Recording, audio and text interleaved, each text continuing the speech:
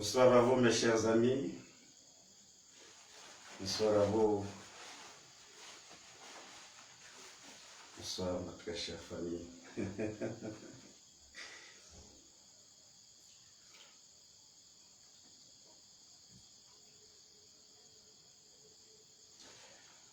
Bienvenue à cette autre causerie.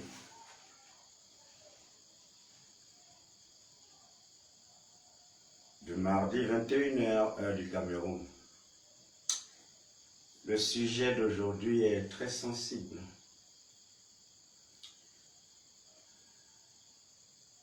Je ne veux pas que vous vous sentez indexé, mais j'aimerais juste qu'on se comprenne ensemble pour nous permettre de réaliser l'expérience de la vie que nous sommes. J'entends les gens dire « tout est grâce ». Oh, Dieu m'a béni.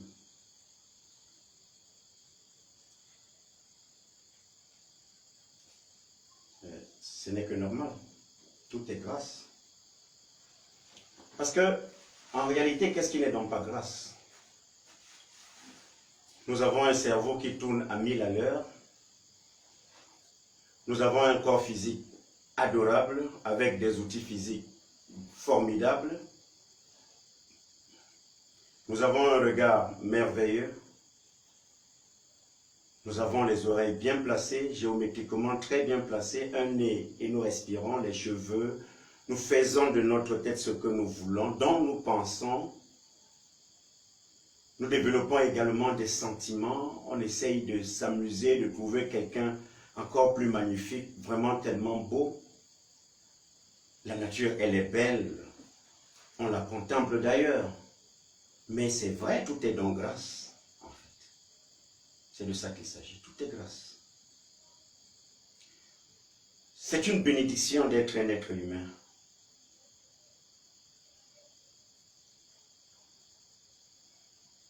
Le problème, c'est que nous allons chercher Dieu ailleurs, alors qu'il est là en nous.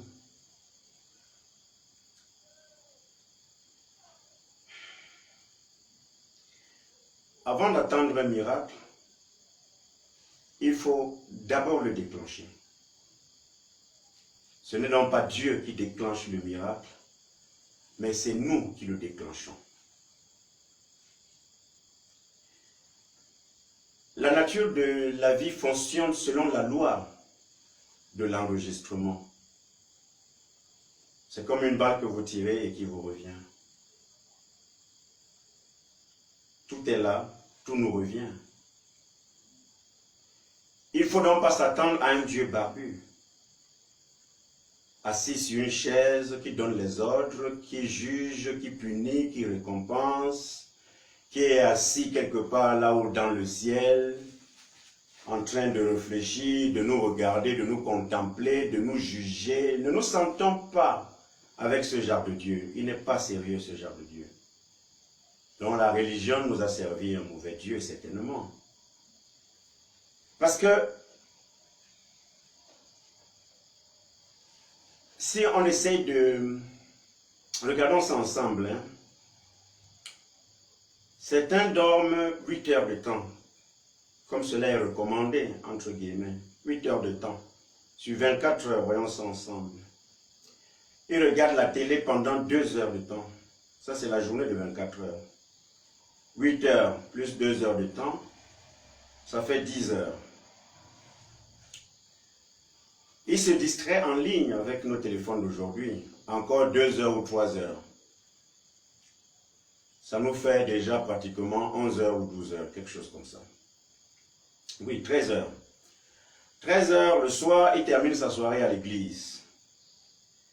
Ça dure certainement 2 heures aussi, ça fait 15 heures. Et puis le temps de discuter avec les amis, les fidèles et tout, il est certainement à 16 heures, voire 17 heures. Sur 24 heures. Qu'attendons-nous vraiment de notre vie? Sur 24 heures, on a déjà épuisé 17 heures. Il ne nous reste peut-être que combien? 24 heures, 7 heures peut-être. Ou alors 18 heures. pour ne pas dire 6 heures. Que pouvons-nous faire dans ces 6 heures-là? Si on ajoute à ça les coups de fil, les amis qui viennent toquer, donc pratiquement toute la journée est passée comme ça dans des affaires futiles. On n'a pas fait l'expérience de notre propre vie. On n'a pas fait l'expérience de notre mental. On va se plaindre donc de quoi? De Dieu? Oui, peut-être. Mais si c'est le grand barbu, soyons sérieux. Parce que Dieu n'est pas barbu. Il n'y a donc pas de man of God qui existe. Parce que si on vous dit que l'homme de Dieu, il s'agit de qui? Et vous, vous êtes donc qui? Vous êtes l'homme de Dieu, vous aussi. Vous avez un cerveau qui réfléchit. Vous êtes venu au monde avec un corps physique bien paramétré, comme l'homme de Dieu. Vous êtes venu au monde avec un corps mental bien équipé, comme l'homme de Dieu. Vous avez là-dedans la dimension émotionnelle qui doit vibrer à l'unisson avec la dimension mentale. Vous êtes dans l'homme de Dieu. Vous avez la dimension énergétique qui fait de vous l'homme qui bouge en action, en activité. Il y a une énergie cérébrale, il y a une énergie globale. Il y a tellement d'énergie qui fonctionne, tellement de choses sont très bien faites. Vous n'êtes-vous pas donc l'homme de Dieu, vous aussi? Je ne sais pas. Il s'agit donc de quel homme de Dieu? On va dire que chacun de nous est venu ici en mission. Acceptons donc voir ça. Mais quand quelqu'un vous dit qu'il a vu Dieu, il s'agit de voir qui? Posons-nous la question, hein, ne nous fâchons pas. Quand quelqu'un dit qu'il vous enlève le mauvais esprit, il va jeter dans l'abîme. Il s'agit de quel endroit? Quand quelqu'un vous dit qu'il a vu Dieu, Dieu lui a parlé, il s'agit de quoi? C'est naturel que lorsqu'on évolue vers l'éveil, on puisse ressentir directement les choses. Si vraiment on a travaillé dans la conscience, mais que vous le voulez ou pas, le deal qui nous lie avec la nature, c'est que vous existez parce que la nature existe. Il n'y a pas une loi qui doit vous soumettre à quoi que ce soit ou à qui que ce soit. La seule loi, c'est que soyez ce que vous êtes. Vous êtes un être humain. C'est le plus important. Qu'aucune religion, qu'aucune tradition, qu'aucun, je ne sais pas moi, mais restez vous-même. Donc le man of God qui vous dit qu'il a vu Dieu, je ne sais pas s'il a vu Dieu en caleçon, je ne sais pas si Dieu était habillé en gandoura, je ne sais pas si Dieu était habillé en costume, peut-être que c'est un Dieu occidental qu'il a vu, comme nous on affiche notre Jésus blanc français ou européen ici chez nous. Donc, je ne sais pas de quel Dieu il parle. Je ne sais pas. Je ne sais vraiment pas de quel Dieu il parle. Lorsque nous parlons du baptême, le baptême veut dire que nous nous transformons intérieurement. Mais si c'est le simple fait de prendre l'eau et verser sur votre tête, c'est comme si vous prenez un caillou, vous jetez dans l'eau. Dans l'expérience, dans le cadre de mes recherches, moi j'ai été baptisé plus de 17 fois. Ça n'a jamais rien changé. J'avais les mêmes pensées, j'avais les mêmes caractères, je me rebellais parfois. Le baptême n'a absolument rien changé. Absolument rien.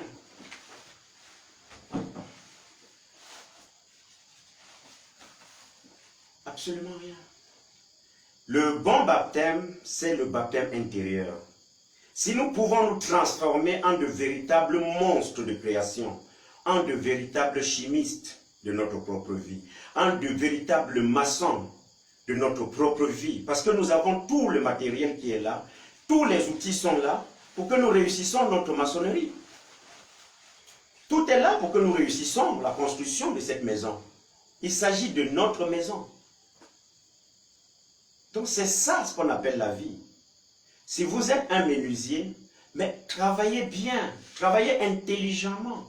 Allez-y, vous êtes un Dieu, créez quelque chose d'extraordinaire. L'homme à la base n'est pas fait pour se soumettre à l'autre toute sa vie. Mais il est aussi là pour se détacher. Peut-être que l'autre est un appui. Mais appuyez-vous donc et avancez. Nous sommes uniques en notre genre. Ça veut dire que vous êtes une pierre qui comptait dans la loi. Dans cet ensemble, vous comptez vraiment, vous êtes unique en votre genre. Avec nos empreintes digitales, la science est revenue nous le dire. Vous voyez comment c'est beau? Pourquoi donc ne devrions-nous pas être les ambassadeurs de notre propre vie? Donc, le baptême, c'est une transformation intérieure. Vous allez prendre l'eau de vie. C'est de ça qu'il s'agit. Nous devons nous transformer. C'est ça le baptême. Il ne s'agit pas de prendre cette eau de source qui vous verse là, non. L'eau qu'on vous verse là, c'est pour purifier justement, c'est pour vous purifier justement de certaines mauvaises énergies, de certains fluides. Ça, c'est normal. L'eau a des mémoires. Mais la réalité, c'est que si c'est l'eau intérieure que nous buvons, alors nous allons puiser ça dans notre âme. Et cette eau-là sera l'eau de nos talents. Ça sera nos talents. Ça sera nos compétences. Ça sera notre force. Ça sera tellement de choses. C'est ce que nous exposons. Nous sommes les vendeurs de nous-mêmes. Parce que c'est en nous vendant nous-mêmes que nous nous réalisons. Se réaliser, ça veut dire laisser vivre ce que nous sommes. Je suis d'accord. La loi de cette vie veut qu'il y ait un prédateur et qu'il y ait une proie. Je suis désolé pour tous ces pays en guerre. C'est aussi le processus. Ça fait très mal de perdre des amis, de perdre des frères, de perdre des cousins. Pour une histoire, mais bon, c'est comme ça que ce monde fonctionne. Mais si vous avez une minute, vivez quand même. Souriez quand même parfois de nos malheurs, avançons. Donc c'est ça le baptême en fait. Maintenant, nous avons le jeûne. Mais oui, tous les moyens que nous pouvons utiliser pour que nous réussissions à rester nous-mêmes, à rester au-dessus du mal et du bien, à nous polariser avec le karma, à rester là-dedans, à laisser vivre ce talent, cet autre être humain que nous sommes. Mais oui, c'est un moyen normal. Sauf que soyez confortable dans votre jeûne. Ne soyez pas toujours ceux qui appellent le Créateur, je ne sais pas moi, parce que vous avez tout le temps des problèmes. Je comprends pourquoi on nous a servi ce Dieu barbu. Parce que justement, nous ne voulons pas nous élever. Au lieu de chercher à nous réaliser nous-mêmes, nous nous permettons de croire en quelque chose qui n'existe pas. Du moins qui n'existe qu'en nous en fait. Mais il s'agit d'avoir de la foi en ce que nous sommes. Nous sommes un être humain. Je veux dire que ne pensons pas que c'est en donnant les dîmes à l'église que nous allons avoir la bénédiction de Dieu. Cette bénédiction n'existe pas. Nous sommes une bénédiction. N'attendez rien d'un être qui n'existe pas. Il n'est assis nulle part. Il y en a qui le dessinent, qui le caricaturent en eux comme un beau blanc avec un menton carré tel celui d'un Romain. Non, celui-là, c'est ce que vous faites. C'est l'image que vous vous êtes fait psychologiquement. Mais donc, les dîmes, c'est pour donner au pasteur. C'est normal, c'est peut-être pour acheter aussi quelques petites choses à l'église, c'est normal. C'est peut-être pour construire. Mais donc, l'église doit donc être un support pour vous. Et non pas un vampire énergétique. Et non pas un vampire financier. Et non pas un vampire ceci, un vampire cela. L'église ne doit pas être un poids pour le religieux. Non. La religion est comme la canne d'un vieillard. C'est un grand support, à condition qu'elle nous enseigne la paix intérieure. À condition qu'elle nous dise que Dieu signifie la possibilité. Oui, l'être humain signifie la réalité. Donc l'équation est simple. L'être humain que nous sommes doit transformer toutes les possibilités qui sont à son pouvoir, qui sont à sa charge, qui sont là pour lui, pour qu'il se réalise. Il doit additionner dans cette chose, c'est une équation. Transformons dans ces possibilités que nous avons en une réalité. La réalité, c'est nous qui la voyons. C'est notre réalité. Les possibilités, c'est ça la création, c'est ça Dieu lui-même. Il est la possibilité. Nous avons l'oxygène. Que faisons-nous de notre oxygène? À longueur de journée, on se bombarde des fumées toxiques et tout. On déracine les arbres, on remplace par des immeubles, on crée des conditions climatiques énormes. Ça veut dire que le cycle s'est transformé naturellement. Alors, que faisons-nous? Adaptons-nous. Les gens qui passent le temps à pleurer, je ne trouve pas le travail, je ne fais pas ceci, je vous comprends, vous avez parfaitement raison. Mais sauf que vous êtes certainement allé à l'école pour être embauché par l'État. C'est une bonne chose. Mais il y a aussi une autre possibilité de travailler pour l'État. C'est peut-être en créant nous-mêmes quelque chose d'extraordinaire. Le problème, c'est comment respectons-nous les règles? Si nous occupons tous les trottoirs, si nous garons anarchiquement les voitures, si nous nous sentons tellement puissants, si nous écrasons tout le monde, si nous piétinons tout ce que nous voyons, si nous voulons être respectés comme un Dieu, gronder, piétiner, si ne c'est pas moi, je dis peut-être que nous nous détruisons nous-mêmes. Avons-nous les moyens de supporter ce retour-là? Aucun État au monde aujourd'hui ne peut garantir le travail à tous ses citoyens, c'est impossible. Mais l'État peut quand même motiver ce Dieu qui est en vous. Créez quand même, essayez quand même. C'est difficile, ça c'est vrai. Mais qu'est-ce qui est donc difficile? C'est la seule possibilité de traverser de l'autre côté. Mais oui, c'est parce que nous passons beaucoup de temps à penser que notre solution viendra de l'autre. Non, il n'y a pas une solution qui vient de l'autre. Il y a que nous devons nous polariser avec l'autre parce qu'il se fait un échange énergétique, un échange vibratoire, un échange totémique. Le totem veut dire un amplificateur de champ vibratoire. C'est ça le totem. Et tout est vibration en fait. Le cœur est paramétré selon une vibration possible. Le mental est paramétré selon une vibration particulière. Les poumons sont paramétrés selon des vibrations. Jusqu'à la cellule, il y a des éléments qui sont fabriqués. Il y a de l'électricité. Il y a toujours un pôle positif et un pôle négatif. Si les deux pôles se polarisent, c'est une très bonne chose. Mais si nous développons des sentiments qui nous réduisent, ces sentiments, dans l'état infime de notre corps, dans l'infiniment petit de notre corps, va désorienter, va déboussoler, va surprendre certaines cellules et qui vont devenir folles. Et comme ces cellules vont devenir folles, qu'est-ce qui va se passer? Il va se passer tellement de choses. Parce que tout ce qui viendra sera étranger à ces cellules. Pourquoi vous pensez que nous n'allons pas développer des maladies? Si nous refusons de manger quelque chose qui motive notre hérédité, qu'est-ce que nous vous attendons donc de la vie? D'un Dieu qui va descendre, nous guider, nous gérer? Il ne peut pas. Si nous attendons tout de l'autre, à quel moment donc allons-nous nous fabriquer ne serait-ce que le cure-dent? Donc, c'est un problème de conscience. Dieu signifie les possibilités. Dieu, ce n'est pas un humain, il ne faut pas l'humaniser. C'est nous qui sommes des êtres humains. C'est nous la réalité de la création. Ce Dieu-là, c'est la possibilité qui nous a créés. D'ailleurs, le corps physique est un bombardement de beaucoup de ce qui nous entoure. Il y a toujours une parcelle de beaucoup de choses en nous. Mais la meilleure façon de savoir nous gérer, de savoir nous comprendre, de vivre pleinement, c'est d'abord de nous polariser avec notre âme. Si nous avons besoin de quelque chose, il est peut-être mieux de rentrer là-dedans. Dieu signifie qu'il y a aussi un regard que tu peux avoir de l'intérieur. Le passé n'est pas toujours mauvais.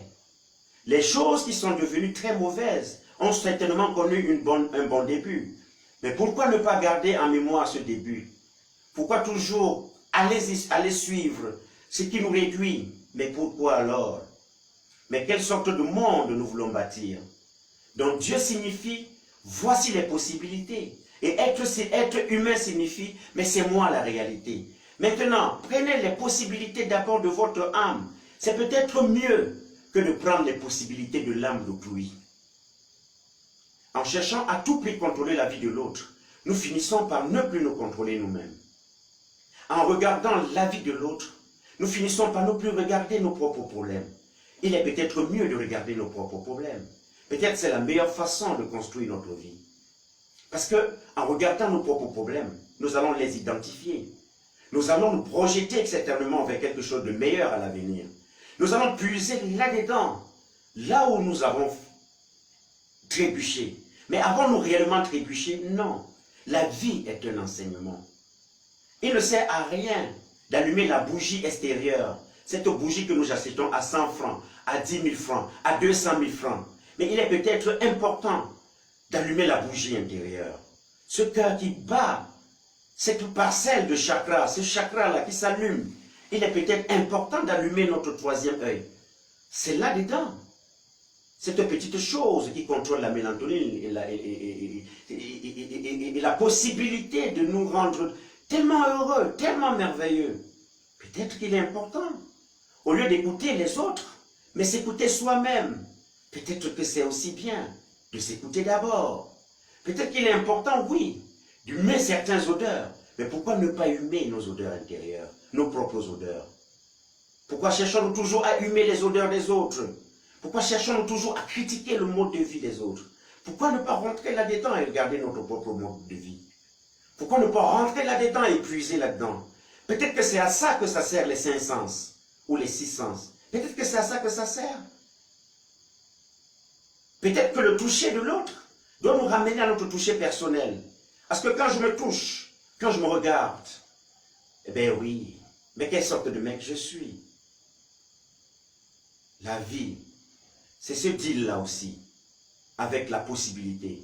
Celui que nous appelons Dieu ne se trouve pas toujours à l'église. Il se trouve également dans nos pensées. Celui que nous appelons Dieu ne se trouve forcément pas dans une mosquée. Il se trouve également dans notre parole, dans nos sentiments, dans notre peut-être voix intérieure. Celui que nous appelons Dieu ne se trouve pas certainement dans ses genoux, dans ses jeûnes, dans ses baptêmes, mais il se trouve également dans cette profondeur, dans cette voix-là qui nous dit que tu es un être humain, tu es la réalité, mais tu n'es pas là. La réalité, c'est que tu n'es pas là pour vivre éternellement. C'est ça notre réalité. Mes chers amis, ce fut un plaisir. Merci encore pour ce soir. Merci beaucoup. Rendez-vous jeudi prochain pour notre séance de questions-réponses. Bonne soirée à vous. Merci beaucoup. Merci.